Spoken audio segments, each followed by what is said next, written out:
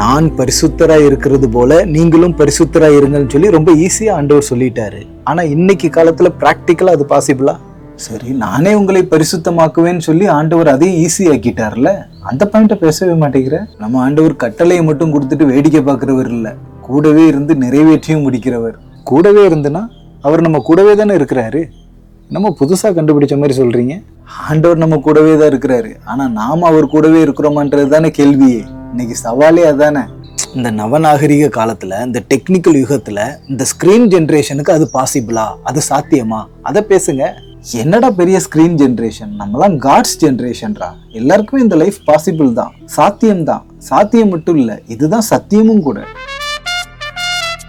அதே மாதிரி நீ விசுவாசிக்காத வாக்குத்தத்தங்கள் உன் வாழ்க்கையில நிறைவேறாது. நான் உங்களுடைய எல்லா அசுத்தங்களையும் நீக்கி உங்களை சுத்தமாக்குவேன், நீங்கள் சுத்தமாவீர்கள் அப்படின்றது ஆண்டவருடைய அருள் வாக்கு. இதை நீ விசுவாசிச்சு ஜெபிச்சனா இதை சுதந்திரிப்ப, இல்லனா இல்ல.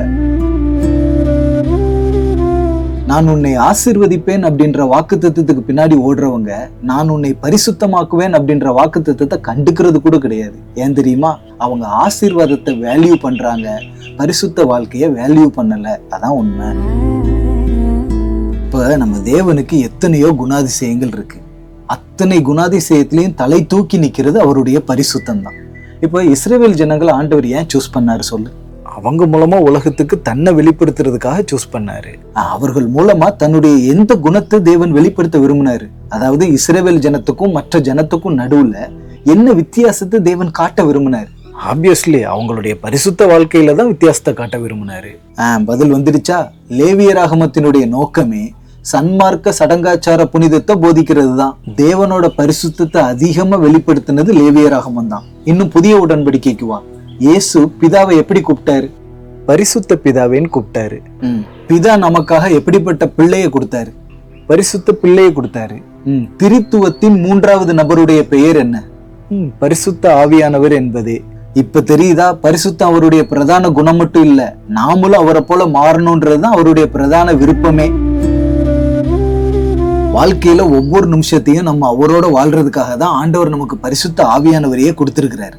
ஆனா நம்ம ஆட்கள் சர்ச்சில் கத்தி கூச்சல் போடுறதுக்காக மட்டும்தான் ஆவியானவர்னு நினைச்சு அவருக்கு அங்கேயே ஃபுல் ஸ்டாப்பை வச்சுட்டாங்க.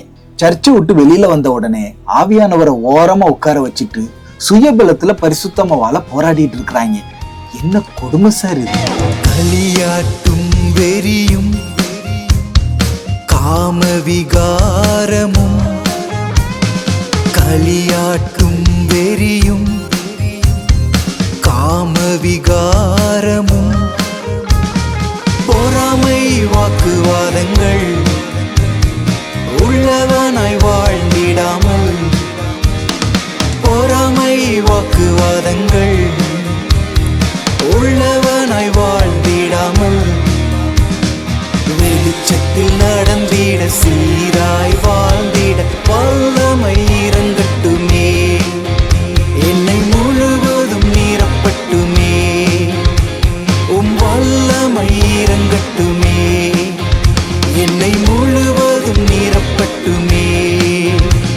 என் வார்த்தையிலும் என் நடத்தையிலும் என் அன்பினிலும் ஆவியிலும் விசுவாசத்திலும் என் கற்பினிலும் மாதிரியாய் வாழ்ந்திடவே பரிசுத்த வைராக்கியம்.